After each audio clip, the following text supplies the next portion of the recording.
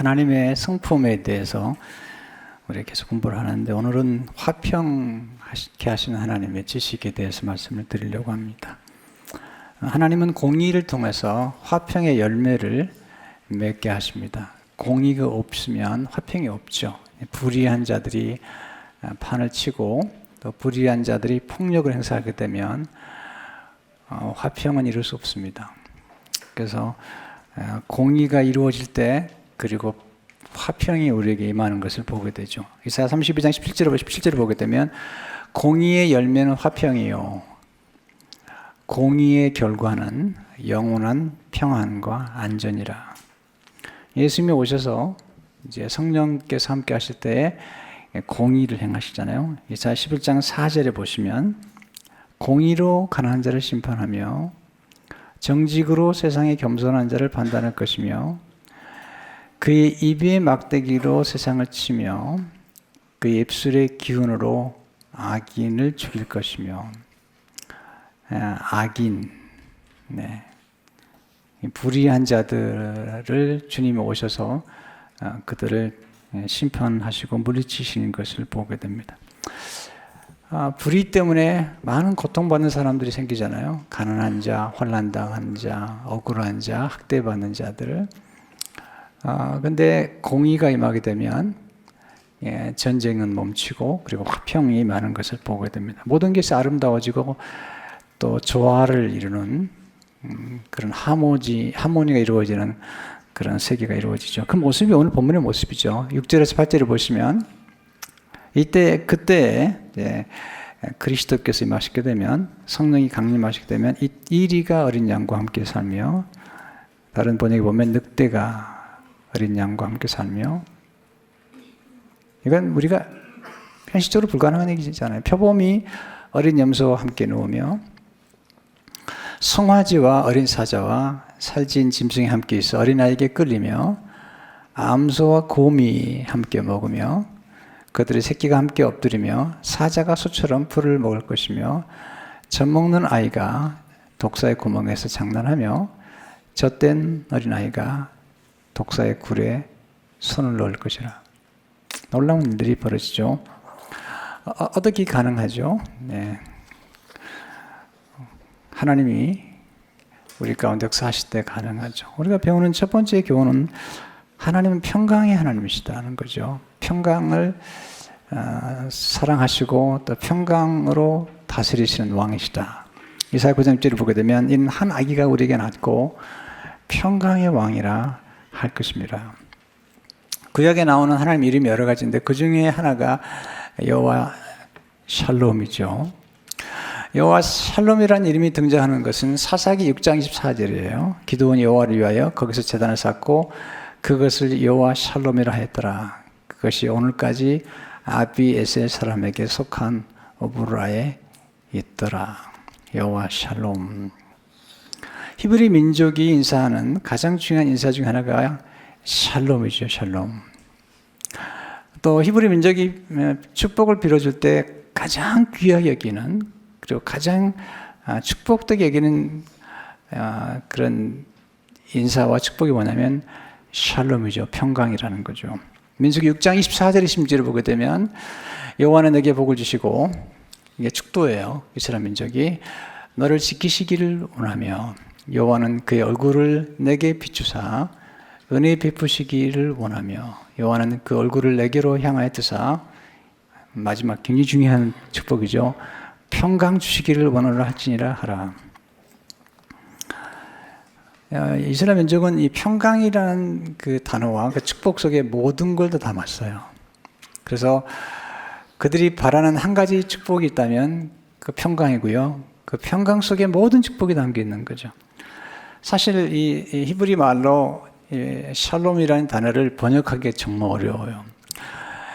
이걸 번역하고 이해하는데 한 주간 내내 걸렸어요. 아니 어떻게 보면 신학을 공부하고 지금까지 수십 년 동안 깨달은 어떤 진리라고 봐도 과언이 아니죠. 이렇게 정리를 해봤어요. 좀 길긴 하지만 한마디로 표현하기 어려워요. 평강은 히브리어로 샬롬입니다. 헬라어로는 에이레네입니다. 샬롬에는 온전한 조화 가운데 임하는 평강을 의미합니다. 조화 가운데, 완전한 질서 가운데 많은 평강을 의미합니다. 하나님과 사람과 자신과의 관계에서의 평화와 관계의 평화와 내면의 평강이 조화를 이룬 상태입니다. 서로 조화를 이루어 대립이 아닌 온전함을 이루는 것을 의미합니다. 염려가 사라진 마음의 고요함입니다. 안전과 풍성함을 겸비한 상태를 의미합니다. 갈등과 전쟁으로부터 안전한 상태를 의미합니다. 물론 이 땅에 살면서 전쟁이나 혼란이 없을 수는 없지만, 그러나 그런 것으로부터 안전한 상태. 근데 샬롬은 우리 내면의 평강이나 관계에서 오는 그런 부유함뿐만 아니라 환경적인 번영도 의미해요. 하나님의 정의라는 책을 쓴 니콜라스 월드 스토프는 이렇게 이야기하고 있습니다. 샬롬은 단지 평화가 아니라 번영이기도 하다. 우리 존재의 모든 차원에서 번영, 즉 우리와 하나님과의 관계에서, 우리와 동료 인간들과의 관계에서, 우리와 우리 자신과의 관계에서, 우리와 창조 일반과의 관계에서 말이다. 사실 우리 스스로가 우리 자신에게 화목하지 않잖아요.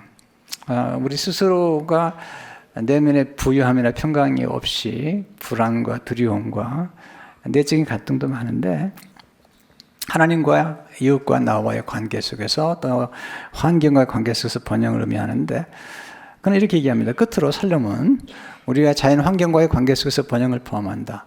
샬롬에 대해 말하면서 이사야는 주님이 이 산에서 만민을 위하여 기름진 것과, 여러분 그 당시 다 가난했기 때문에 기름진 것은 굉장히 풍요를 의미하죠. 오래 저장하였던 포도주는 우리에게 즐거움을 주는 거죠. 연회를 베푸시려니 곧 골수가 가득한 기름진 것과 오래 저장된 맑은 포도주로 하실 날을 예언한다. 그러니까 샬롬 속에 모든 축복이 담겨 있는 거예요. 그래서 하나님은 평강의 하나님이시다. 사도 바울이 데살로니가 전서 5장 13절에서 평강의 하나님이 친히 너희를 온전히 거룩하게 하시고 또 너희의 온 영과 혼과 몸이 우리 주 예수 그리스도께서 강림하실 때에 흠없게 보존되기를 원하노라. 그러니까 평강의 하나님이기 때문에 평강을 주시는 거예요. 여러분, 본인이 가진 것만 주는 거예요. 평강이 없는 사람이 어떻게 평강을 주겠어요? 하나님이 평강의 하나님이시기 때문에 우리에게 평강을 주시는 거죠. 요한복음 14장 17절을 보게 되면 평안을 너에게 끼치노니 곧 나의 평안을 너에게 주노라. 이 평안은 하나님의 평안이 My peace I give unto you. 내가 너에게 주는 것은 세상에 주는 것 같지 아니하느니라. 너희는 마음에 근심하지도 말고 두려워하지도 말라. 주님은 우리가 사는 세상에 환난과 전쟁이 있는 거 아세요. 근데 이렇게 말씀하시죠. 16장 33절을 보면 이것을 너에게 이르는 것은 너희로 내 안에서 평안을 누리게 하려 함이라. 근데 중요한 게요, 예수 그리스도 안에서. 왜냐하면 세상 안에서는 평안이 없어요. In me, 예수님 안에서 you may have peace. 내 안에서 평안을 누리게 하려 함이라. 세상에서는 내가 환난을 당하나 담대하라. 내가 세상을 이기었노라. 제자들이 이제 십자가에서 예수님이 돌아가실 때 다 도망갔잖아요. 두려워하고 그리고 불안해하고 그리고 수치스러워하고 절망 가운데 있을 때 주님이 오셔서 주신 첫 번째 선물은 평강이잖아요. 세 번이나 요한복음 20장 19절, 21절, 26절에서 너에게 평강이 있을지어다.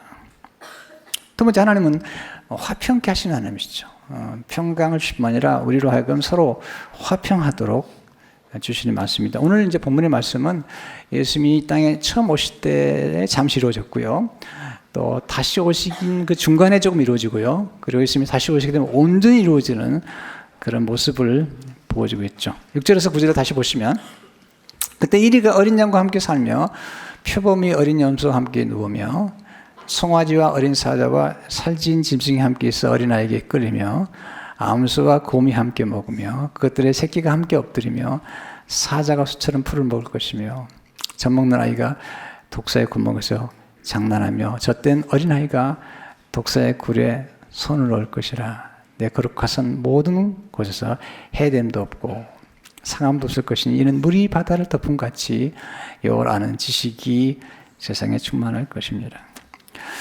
제가 예수님 처음 믿고 이사야서를 읽다가 이 부분에 와서 많이 웃음이 났어요. 뭔지 몰라요. 이게 가능할까?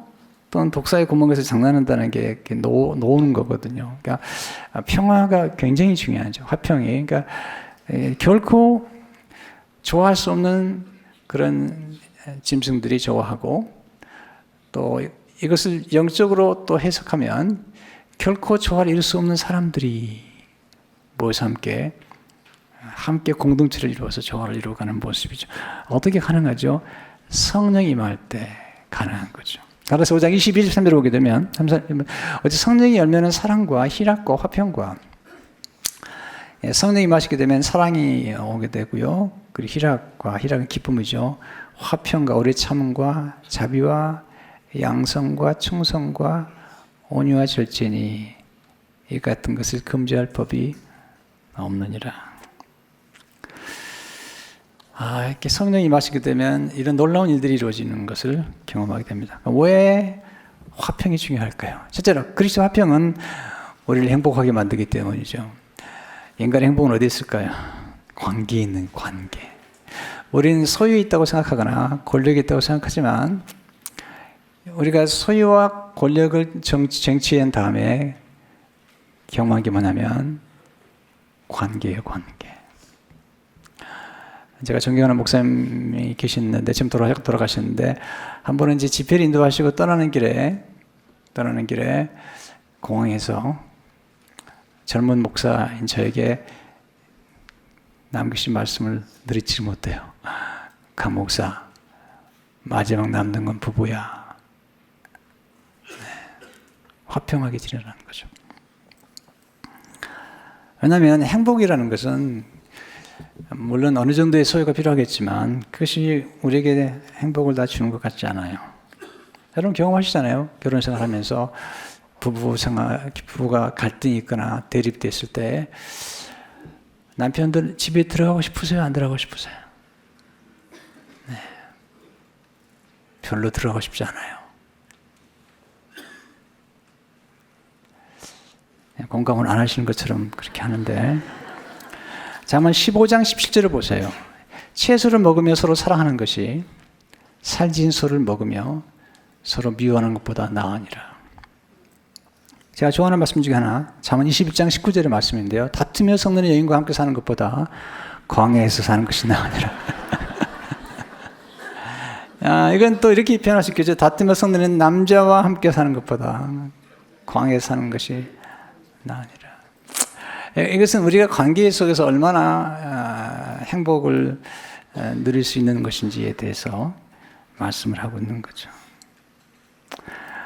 이사야는 그리스도가 임할 때 관계가 아름다워지고 심지어는 어린아이들도 독사에 굴에서 놀이하는 그런 모습들을 보여주고 있는 것을 보게 됩니다. 인간의 준 선물 중에 하나가 놀이잖아요. 놀이라는 것.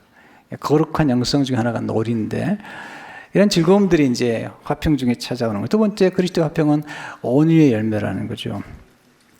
사자와 표범은 거칠잖아요. 그런데 온유해졌어요. 심지어는 사자가 풀을 먹어요. 에덴으로 돌아간 거예요. 문제는 세상은 폭력으로 가득 차 있다는 거예요. 네, 언어의 폭력 그리고 정말 폭력들이 무서운 거잖아요. 어떻게 화평이 가능하냐면 온유할 때 가능해요. 온유는 절제된 힘이에요. 온유는 약한 게 아니에요. 온유는 길들인 야생마에서 나왔어요. 거친 야생마를 길들이게 되면 온유해지는 거죠. 진정한 자유는요, 방종이 아니에요. 진정한 자유는 절제에 있는 거예요. 그리스도 안이라는 또 가정이라는 이 울타리 안에 있을 때 가장 자유로운 거예요. 우리 세상 사람들은 내가 마음대로 하는 그걸 자유라고 생각하지만 마음대로 하는 것이 자유가 아니에요. 하나님 안에서 진정한 자유와 평안을 누릴 때만이 진정한 자유로운 거예요. 여러분, 물고기는 소파 위에서 자유롭지 않아요. 물고기는 반드시 물속에 있을 때 자유로운 거예요. 새는 바닷속에서 자유롭지 않아요. 새는 공중에서 자유로운 거예요. 기차는 철로에서 자유로운 거예요. 철로를 벗어난 순간, 탈선하는 순간 파괴된 거죠. 그러니까 우리는 하나님 안에서, 그리스도 안에서 우리의 진정한 자유를 누릴 수가 있는 거예요. 자유라는 말은 뭐냐면 진정한 의미에서 우리 인간이 가지고 있는 참된 포텐셜과 행복을 누리는 거예요. 여러분, 물고기는 소파 위에서 행복하지 않아요. 그의 포텐셜, 그의 모든 잠재력이 발휘되지 않아요. 새가 마찬가지죠. 인간도 마찬가지죠. 그리스도 안에 있을 때, 하나님 안에 있을 때 우리 인간은 진정한 잠재력을 발휘할 수 있어요. 그리고 진정한 자유, 섬김의 자유, 스스로 자기를 낮출 수 있는 자유, 그리고 절제함으로 온유할 수 있는 자유, 힘을 오용하지 않거나 남용하지 않으면서 섬긴다는 거죠. 그리고 하나님의 영광을 추구하는 진정한 자유, 차원 높은 지식을 추구하는 자유, 하나님을 진정으로 경배하는 자유. 놀라운 거죠. 주님께서 그렇게 우리가 오셔서 우리 예수님 영접하는 순간 우리 안에 예수님의 DNA가 들어왔어요. 생명이 들어왔죠. 그 생명 중 하나가 마태복음 11장 19절에 보면 나는 마음이 온유하고 겸손하니. 처음 우리가 예수를 영접하면 당장 온유하고 겸손한 성품이 나타나지 않을 수 있지만 정말 예수님 영접했다면, 정말 예수님의 DNA가 우리 안에 들어왔다면 반드시 어느 순간부터 우리는 폭력적이 아니고 거칠지 아니하고 온유하고 겸손할 수밖에 없어요. 만약에 진짜 그렇지 않다면 우리는 그 사람의 회심을 걱정해 봐야 돼요.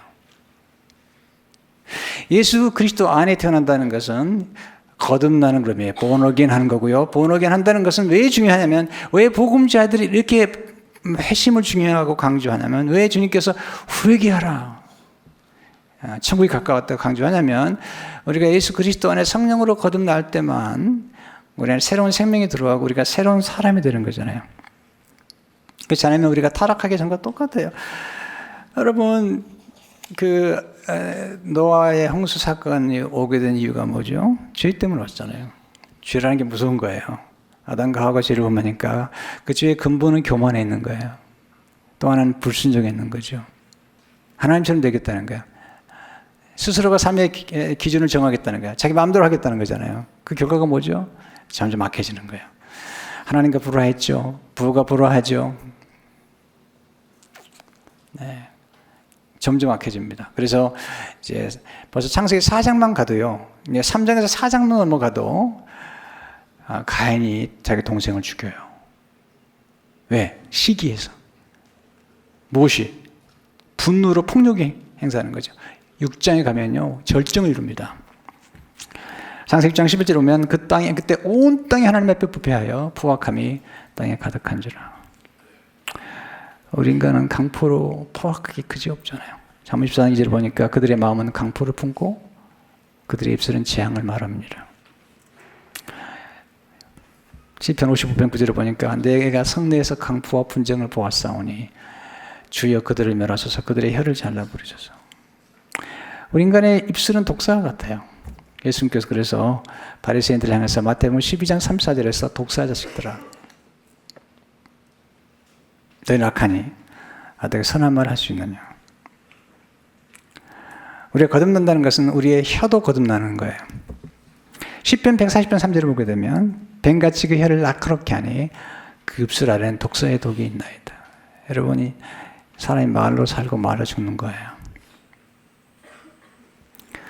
우리가 예수 그리스도 안에서 성령으로 거듭나지 않으면, 그래 성령의 능력 안에서 길들이지 않으면 우리는 폭력적인 사람이 될 수밖에 없어요.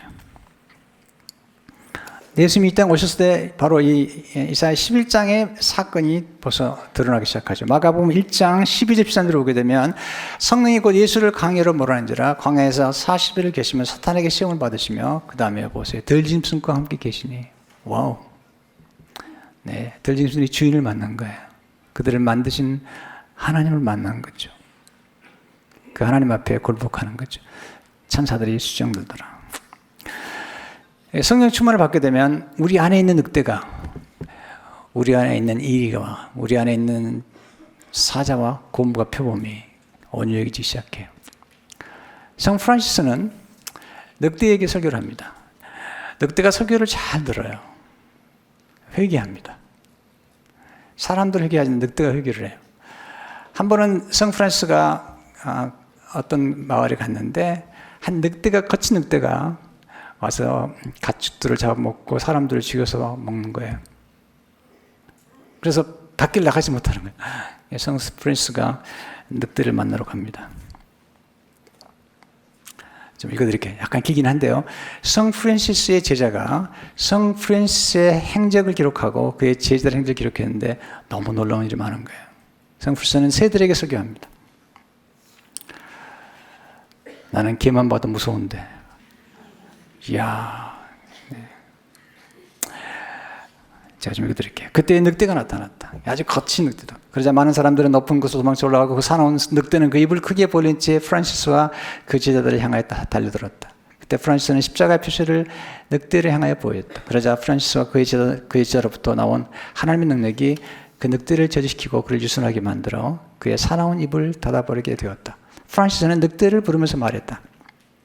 나에게 오라, 늑대여. 그리스도 이름으로 명하노니 나와 누구도 해치지 말라. 그러니까 십자가 표시를 들이대자마자 그 늑대가 그 사나운 입을 다물고 갑자기 유순해졌으며, 이 중요한 표현이에요. 또한 그가 명령을 하자마자 늑대는 머리를 숙이고 프란시스와 발 앞에 앉아서 마치 어린 양처럼 되어버렸다. 그건 참으로 놀라운 기적이었다. 그래서 프란시스는 그 앞에 엎드려 있는 늑대에게 말했다. 형제 늑대여, 너는 이 지방에서 많은 해를 끼쳤다. 그리고 너는 무자비하게 하나님의 피조물을 파괴함으로써 크나큰 죄악을 저질렀다. 너는 짐승들을 해쳤을 뿐만 아니라 심지어 하나님 형상을 가진 사람들조차도 잡아먹었다. 그러므로 너는 극악무도한 강도나 살인자처럼 사형을 받기에 합당하다. 또한 모든 사람이 너를 증오하고 미워하는 것이 당연하며 이 온 도시가 다 너의 적이 될 수밖에 없다. 그러나 형제 늑대여, 나는 너와 그 시민들 사이에 평화를 맺어주기를 원한다. 그래서 그들이 너로 말미암아 더 이상 해를 받지 않게 되고 그들도 내 지나간 모든 죄를 용서한 후에 사람이나 개들조차도 너를 더 이상 미워하지 않게 되기를 바란다. 그 늑대는 그 몸과 꼬리와 귀를 움직임으로써, 그리고 그 머리를 끄덕임으로 설교를 이렇게 드려야 됩니다. 네, 머리를 끄덕이고 프란시스가 그에게 말한 것을 기꺼이 받아들고 지키겠다는 의사표시를 하였다. 프란시스 다시 말했다. 형제 늑대여, 너희 평화 계약을 지키기를 원하였으므로 나는 너에게 약속한다. 난 이 도시 사람들에게 내가 살아있는 동안 날마다 내게 음식을 갖다 주고 내가 더 이상 굶주림으로 고통을 당하지 않도록 해주라고 말하겠다. 그 다음에 굉장히 중요한 얘기를 해요. 왜냐하면 내가 여태까지 행한 모든 악은 굶주림 때문에 나온 것임을 나는 다 알고 있기 때문이다. 그러나 나의 형제 늑대여, 내가 너를 위하여 이와 같은 은혜를 베푸니 너는 다시는 어떠한 동물이나 사람도 해치지 않을 것을 약속하기 바란다. 너는 나에게 그것을 약속했느냐? 그 늑대는 고개를 끄덕임으로써 그가 프란시스가 요구한 것을 지천하겠다고 약속한다는 뜻을 분명히 했다. 그리고 프란시스는 말했다. 형제 늑대여, 너는 내가 약속하는 것을 내가 확실히 믿을 수 있도록 맹세의 표시를 나에게 해주기 바란다. 그리고 프란시스가 그 맹세를 받기 위해 그의 손을 내밀었을 때 그 늑대는 또한 그 앞발을 프란시스의 손바닥에 맹세의 표시로 부드럽게 얹어놓았다.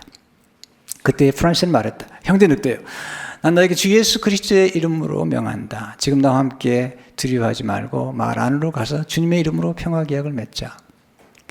그 늑대는 그 프란시스 옆에서 온유한 어린 양처럼 걷기 시작했다. 사람들이 이것을 보고 크게 놀랐고 그 뉴스는 신속하게 마을 전체에 퍼졌다. 그래서 남녀노소 구별 없이 모든 사람이 시장에 모였다. 왜냐하면 늑대가 프란시스와 함께 거기에 있었기 때문이다.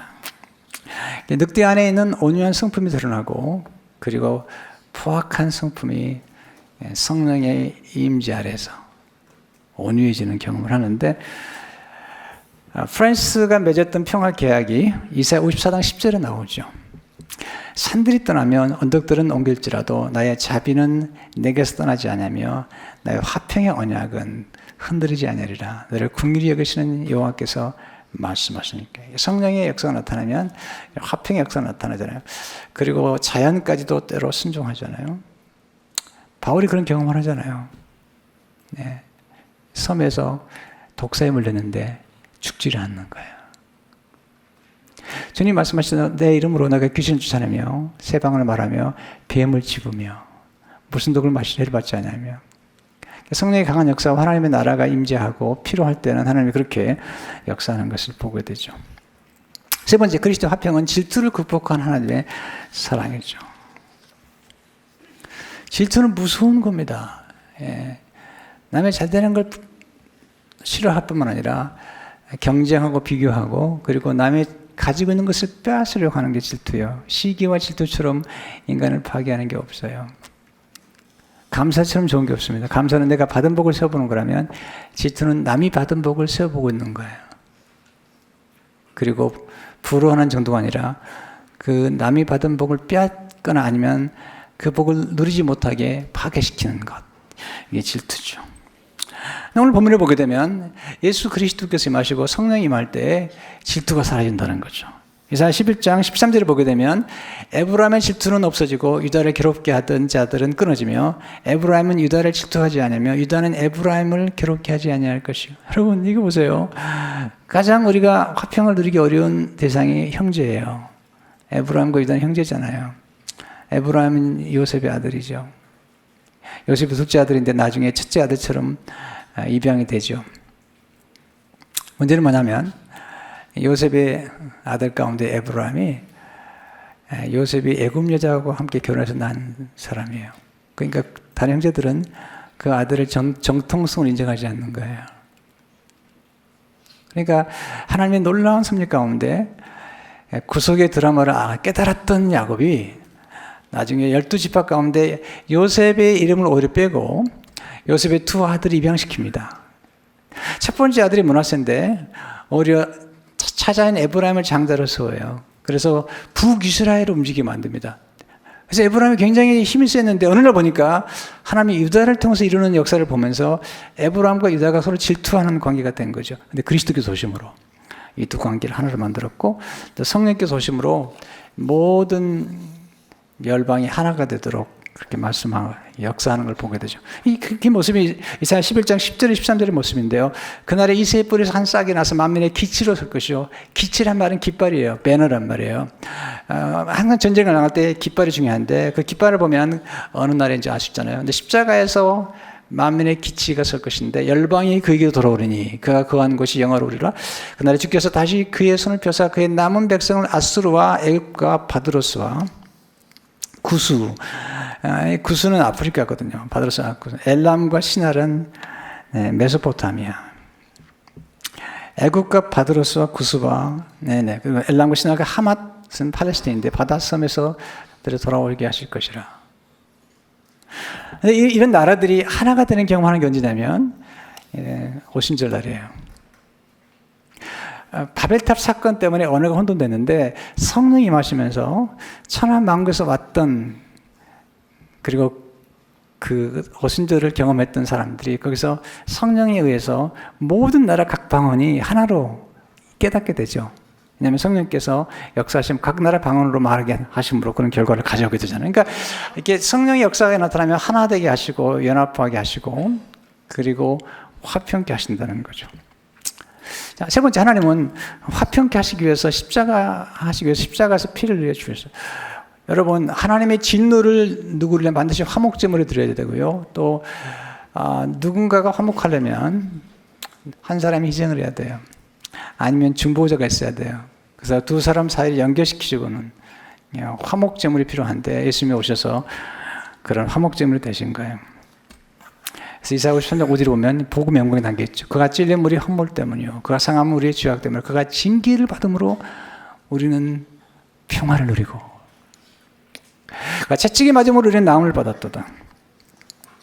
예수님 십자가에서 우리를 대신해서 죽으심으로 그리고 화평케 하는 화목제물이 되심으로 우리를 화목하게 하셨다는 거죠. 골로새 1장 10절에 보면 그의 십자가 피로 화평을 이루사 만물 곧 땅에 있는 것들이나 하늘에 있는 것들이 그로 말미암아 자기와 화목되게 하시길 기뻐하십니다. 예수님 우리 화평이신다. 에베소 2장 14절에 보니까 그는 우리의 화평이신지라 들로 하나를 만드사 원수된 것 곧 중간에 막힌 담을 자기 육체로 오시고, 여러분 예수 그리스도께서 가정의 주인이 될 때, 그리고 우리 안에서 우리를 다스릴 때 우리는 진정한 화평을 누릴 수가 있죠. 왜냐하면 예수님의 피가 우리의 모든 죄를 사하기 때문에. 여러분 반드시 화평이 있기 전에 용서가 있어야 돼요. 용서가 없이는 화평이 없는 거죠. 여러분 용서 없이 화해가 있을 수 없잖아요. 용서가 있는 곳에 화해가 있잖아요. 근데 모든 용서는 십자가의 피로 이루어지는 거예요. 제가 새벽기도 때 말씀드린 적이 있는데요. 인류 역사상 아주 인간이 만든 발명품이 많죠. 뭐 전기도 있고, 뭐 컴퓨터도 있고, 뭐 굉장히 많은데 역사가들은 인류 역사상 가장 위대한 발명품이 있다면 그것은 지우개라는 거예요. 지우개.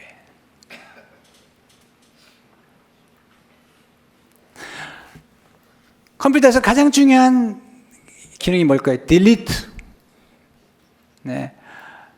근데 우리 인생 가운데 우리의 모든 죄악, 우리를 불리하게 만든 모든 죄의 목록이 완전히 도말할 수 있는 완전한 지우개는 십자가밖에 없어요. 에베소 2장 15절 17절에 그 얘기를 하죠. 법조문으로 된 계명에 율법을 폐하셨으니 이는 이 둘로 자기 안에서 한 세 사람 이르려 화평하게 하시고 또 십자가로 이 둘을 한 몸으로 하나님과 화평하게 하려 하심이라. 원수된 것을 십자가로 소멸하시고 또 오셔서 먼 데 있는 너에게 평안을 전하시고 가까운 데 있는 자들에게 평안을 정하셨으니.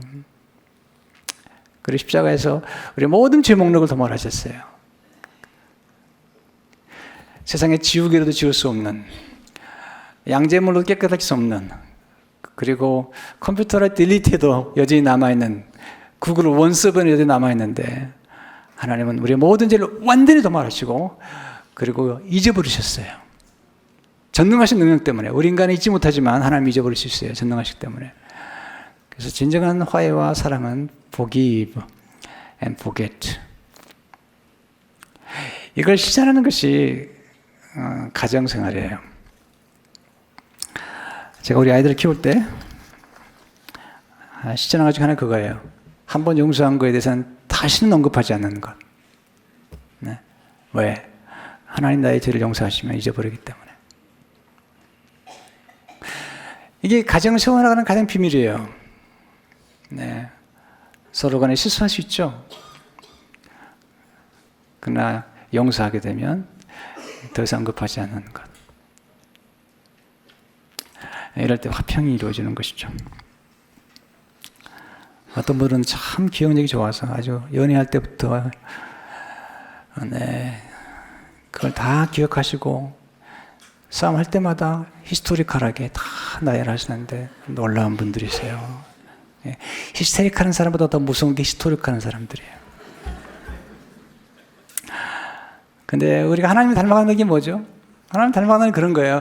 하나님 우리 죄 용서하시고 잊어버린 것처럼, 그리고 늘 새로운 출발을 십자가에서 우리에게 주신 것처럼, 그래서 새로운 사람, 그리고 새로운 새해, 새날, 새 주간, 우리가 늘 리뉴하는 거잖아. 이것이 십자가의 은혜인 것이죠. 여러분 평화의 도구가 돼서 화목케 하는 직분을 감당하시오. 우리가 평화를 누리는 것도 중요하지만 화평케 하는 자가 복이 있잖아요. 마태복음 5장 보면 화평하게 하는 자는 복이 있나니 그들이 하나님 아들의 일컬음을 받을 것이요. 고린도서 18절을 보니까 모든 것이 하나님께로서 났으며 그 그리스도로 말미암아 우리를 자기와 화목하게 하시고 또 우리에게 화목하게 하는 직분을 주셨으니 그러니까 우리는 화목하게 돼야 되죠. 프란시스의 기도가 우리의 기도가 되면 좋겠습니다. 평화의 도구, 주여 나를 당신의 평화의 도구로 써주소서. 미움 있는 곳에 사랑을, 다툼 있는 곳에 용서를, 분열 있는 곳에 일치를, 의혹 있는 곳에 신앙을, 거짓 있는 곳에 진리를, 절망 있는 곳에 희망을, 흑암 있는 곳에 광명을, 슬픔 있는 곳에 기쁨을 가져오는 자 되게 하소서. 위로받기보다는 위로하고, 이해받기보다는 이해하고, 사랑받기보다는 사랑하게 하여 주소서. 우린 줌으로써 받고, 용서함으로써 용서받으며, 자기를 버리고 죽음으로써 영생을 얻기 때문입니다. 기도하겠습니다. 하나님 아버지, 주님이 오셔서 평화의 사도가 되셔서 화목케 하셨습니다. 그리스도의 놀라운 피로, 하나님의 피로 우리를 깨끗게 하시고 우리 모든 죄를 용서하시고 우리 모든 죄를 없이 하시고 그리고 새 사람으로 만드셨습니다. 이제 새 사람 된 우리들이 예수님의 겸손과 온유를 가슴에 품고 화평케 하는 삶을 살아가게 도와주시고 우리에게 진정한 풍성함과 우리의 모든 가능성을 아름답게 만드는 그리스도 안에 있는 평화 속에서 가정과 공동체를 세워나가도록 축복해 주옵소서. 예수 이름으로 기도합니다.